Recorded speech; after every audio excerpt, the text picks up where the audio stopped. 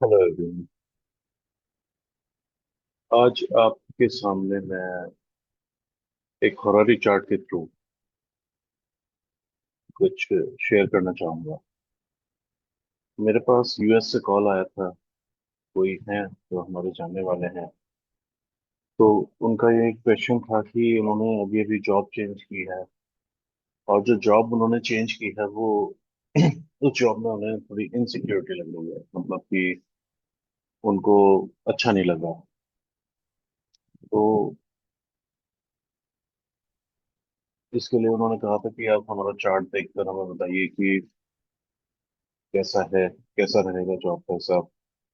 मैंने उनसे कहा कि इस केस में अगर आप मुझे, अगर मैं हरारी चार्ट के थ्रू इसको देखूं, प्रश्न कुंडली के थ्रू इसको देखूं, तो ज्यादा सटीक उत्तर निकल कर आएगा। क्योंकि प्रश्न कुंडली हमारे एक स्पेसिफिक प्रश्न के लिए बहुत अच्छा काम करती है। नटल चार्ट कई बार उतना वहां तक पहुंच नहीं पाता जहां हरारी चार्ट पहुंचता है। अब हरारी चार्ट की भी बहुत सारी टेक्निक्स हैं, और सभी टेक्निक्स अगर सही से लगाई जाए तो सभी एक सा रिजल्ट बताती हैं। आपके सामने जो भी टेक्निक हम लगाएंगे, इसमें दो तरह की टेक्निक लगाएंगी। एक तो भृगु प्रश्न टेक्निक, और दूसरी कस्पल ज्योतिष के थ्रू सब लॉर्ड के माध्यम से फरारी की टेक्निक हम लगाएंगे। थोड़े बहुत इसमें वैदिक के रूल भी देखेंगे। तो ये फरारी बिल्कुल जेन्युइन सिद्ध हुई थी जब उन्होंने प्रश्न पूछा था।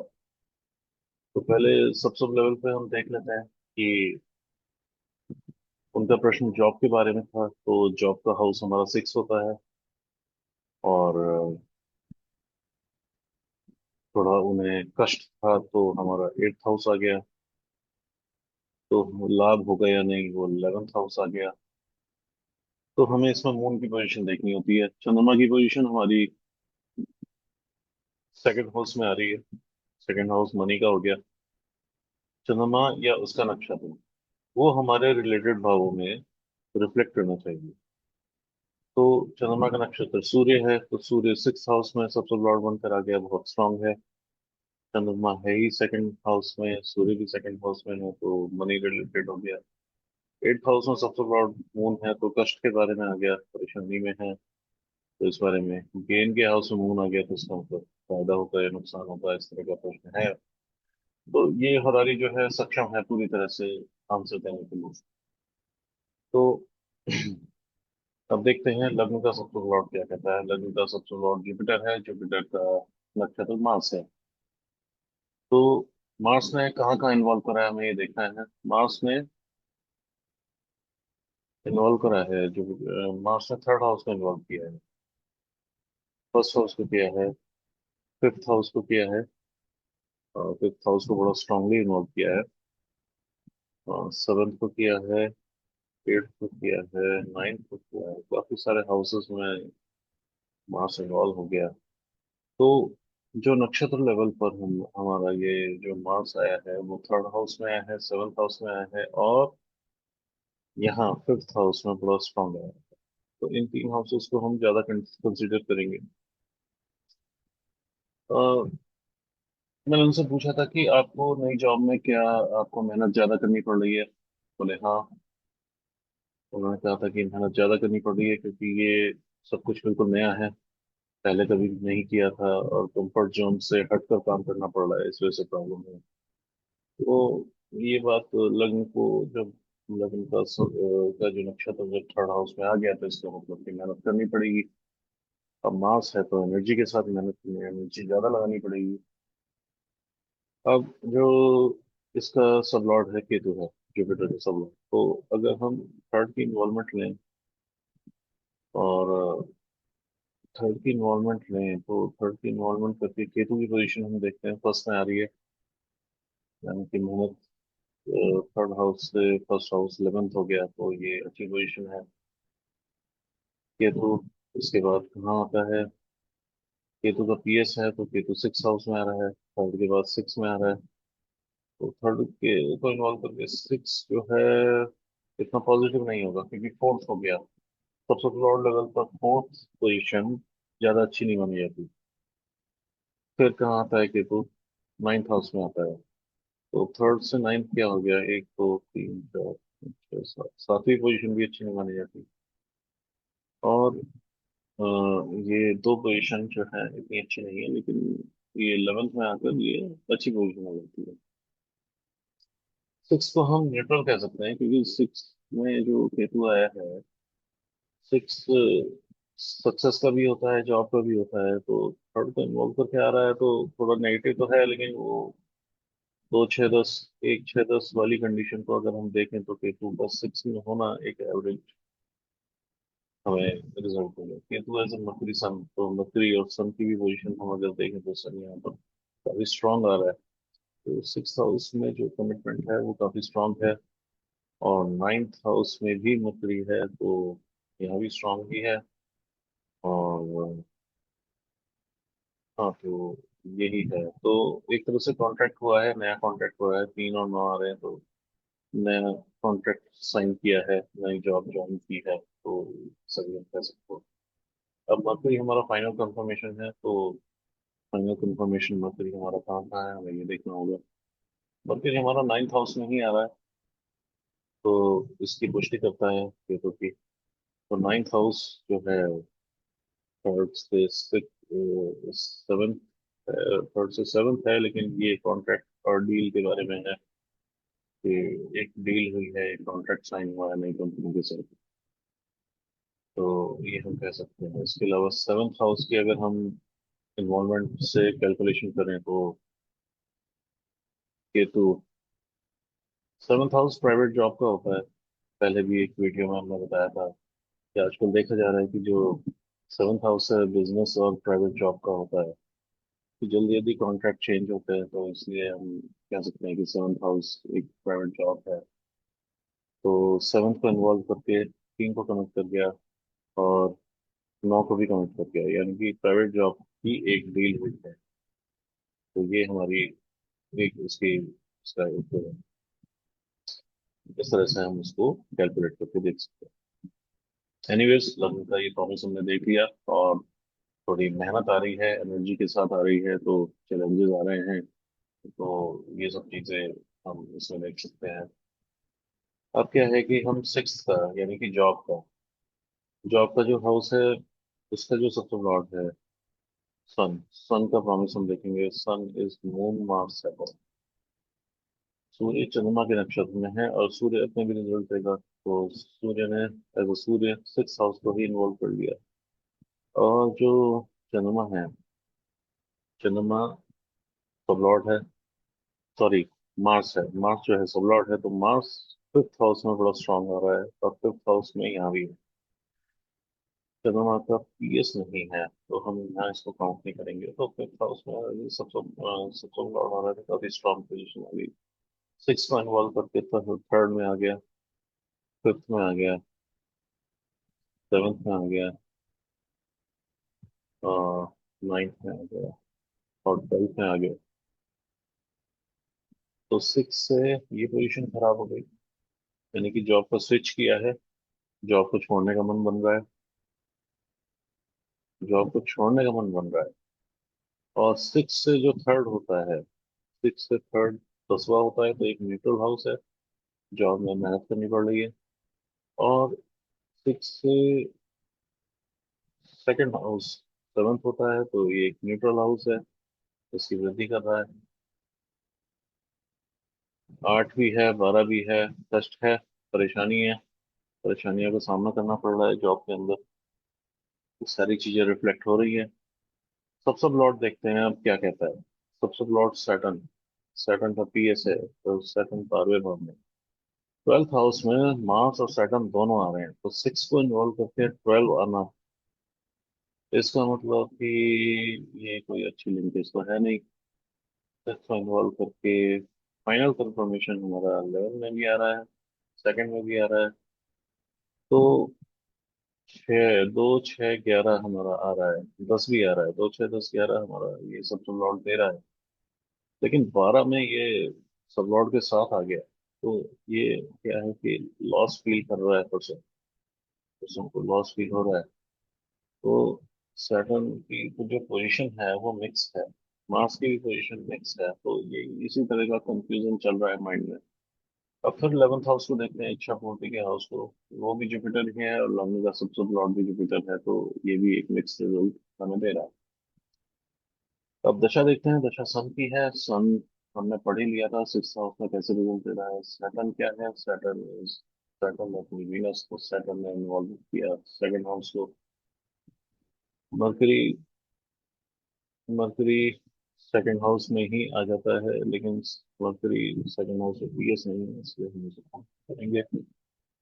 सेकंड मरकरी हमारा 5 में आता है, 7 में आता है, 9 में आता है, 10 में नहीं है, 11 में नहीं है, 2 में नहीं है, 2, 6, 10, 11 में मरकरी नहीं है।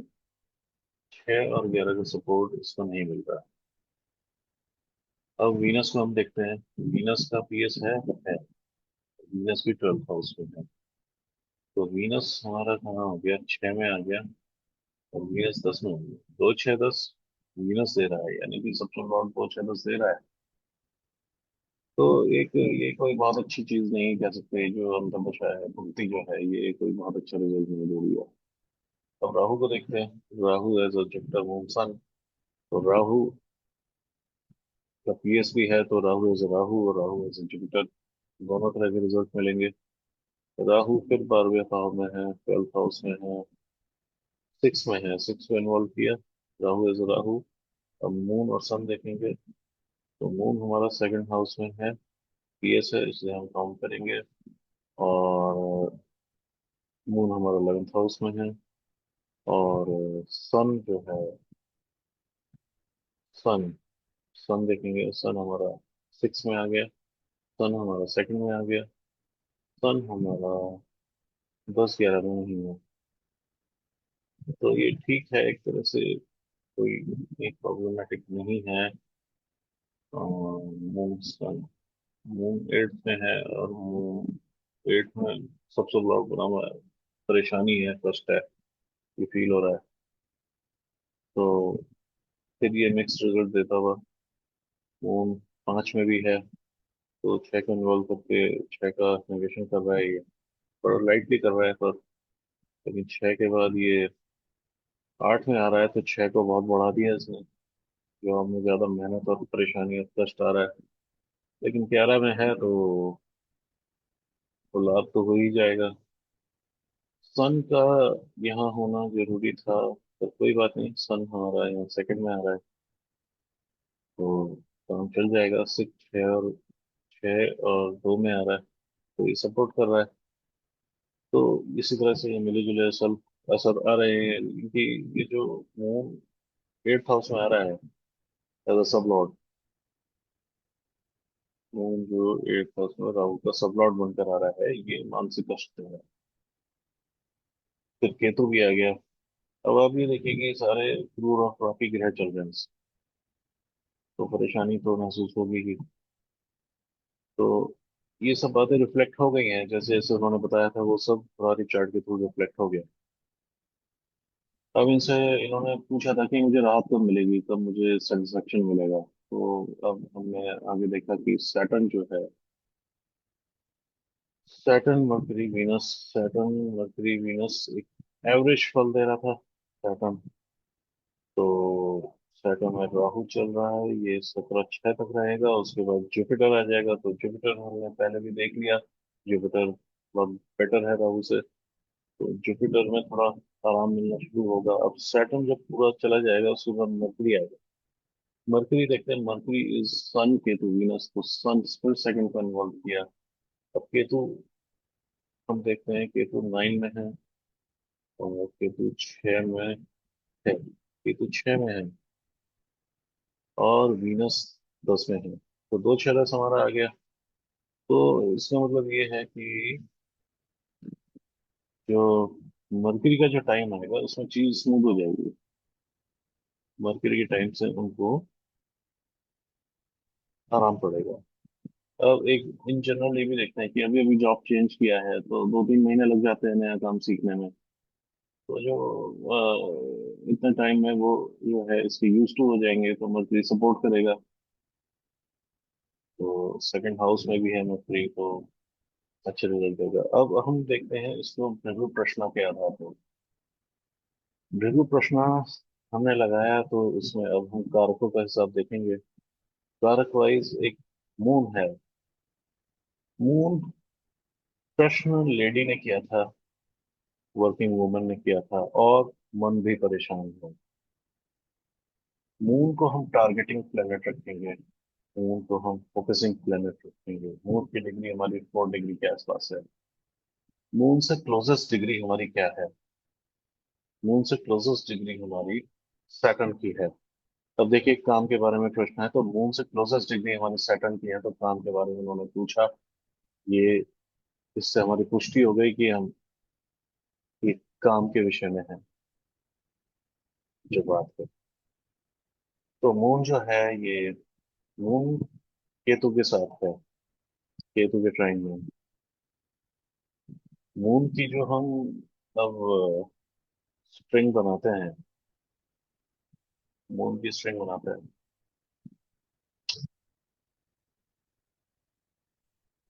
स्ट्रिंग बनाते हैं।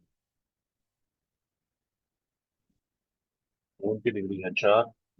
मून के साथ है सन, मरकरी, केतु। तो सन की डिग्री है 11, मरकरी की डिग्री है 7, केतु की डिग्री है 0। तो सबसे पहले केतु, मून और मरकरी, सन, ये हमारी स्ट्रिंग बन गई। केतु मून मरकरी की हमारी स्ट्रिंग बन गई। ओके।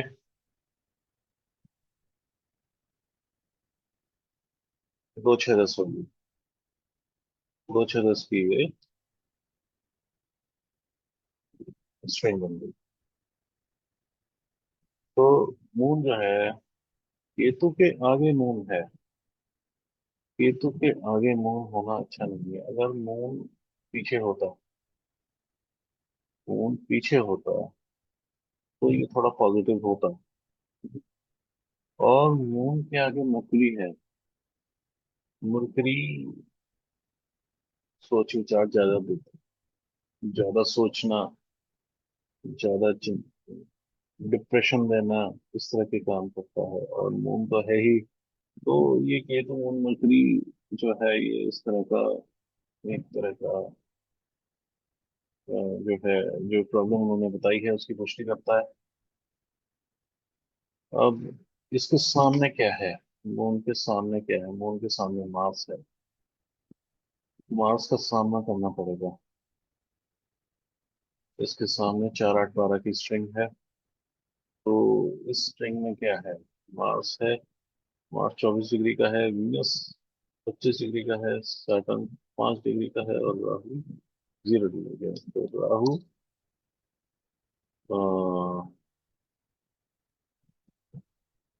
सैटर्न,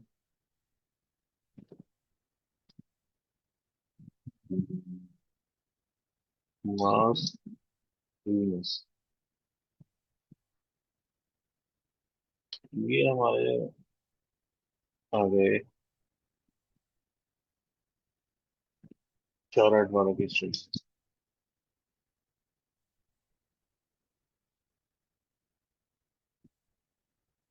4 8 12 में। तो कहने का मतलब ये है कि इनको इनका सामना करना पड़ेगा। अब यहाँ पे मून को अगर हम ले लें, मून को मार्स का सामना करना पड़ेगा, राहु का करना पड़ेगा।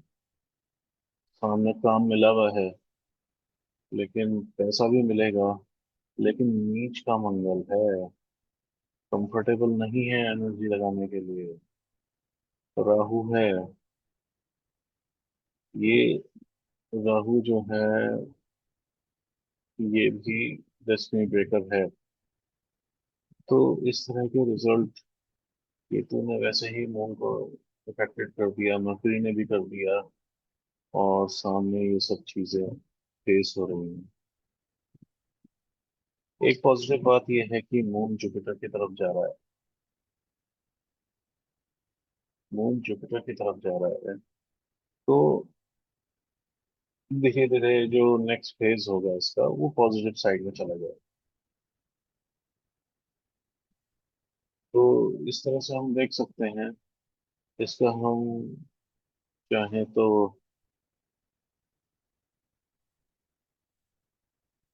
हम इसका एक डायरेक्शनल चार्ट बना के भी देख सकते हैं। यहाँ 2 6 10 आता है हमारा, तो 2 6 10 के सामने 4 8 12 है। हमारे सारे प्लेनेट 2 6 10 और 4 8 12 में ही है। हाँ, बस एक जुपिटर है जो 3 7 11 के स्ट्रिंग में है। तो यहाँ पर डालते हैं हमारा क्या है। दोबारा से देखना पड़ेगा, वो रिमूव कर दिया मैंने। 4 मून, नहीं केतु मून, क्या लग गया, केतु मून, मरकरी, सन। ओके, केतु मून मरकरी सन, बस इसको यहाँ लगा दिया। 4 8 12 इसमें यहाँ क्या है हमारा, यहाँ है हमारा मार्स, तो 24 ही है। Venus, Saturn, Rahu Saturn Venus Mars, Rahu Saturn Mars Venus, Rahu Saturn Mars Venus, ये हमने चेक करा। और 3 7 11 यहाँ आता है, तो यहाँ पे हम जुपिटर को जुपिटर लगाएंगे। ठीक है, तो ये हमारी, तो इसी डायरेक्शन चार्ट में आमने सामने की चीजें एक दूसरे को मिलती हैं। तो मून हमारा बेचारा परेशान है। मून हमारा केतु के साथ पीड़ित हो गया, और मरकरी की तरफ यानी डिप्रेशन की तरफ जा रहा है थोड़ा। हाँ, लेकिन एक अच्छी बात यह है कि ये जुपिटर की तरफ जाएगा। ये हमारा जुपिटर की तरफ मूव करेगा, तो आगे जाकर चीजें ठीक हो जाएगी। मून को क्या मिला हुआ है, ये सब तो मिला हुआ ही है, लेकिन अब क्या है कि ये काम मिल गया। राहु का मतलब ज्यादा सोच विचार, मार्स मतलब 4 नंबर का मार्स है, एनर्जी लगाने में कंफर्टेबल नहीं है। वीनस मतलब पैसा मिला है, नई जॉब चेंज की है तो पैसा भी मिला ही है। तो यही है कि जो करंट सिचुएशन है वो इतनी अच्छी नहीं है, लेकिन आगे जाके ये बेटरमेंट की तरफ जाएगी। तो इस तरह से हमने दोनों तरह से इसको टैली किया है। आई होप आपको अच्छा लगा होगा। कुछ अगर आपके सजेशन है तो आप कमेंट कीजिएगा। Thank you very much.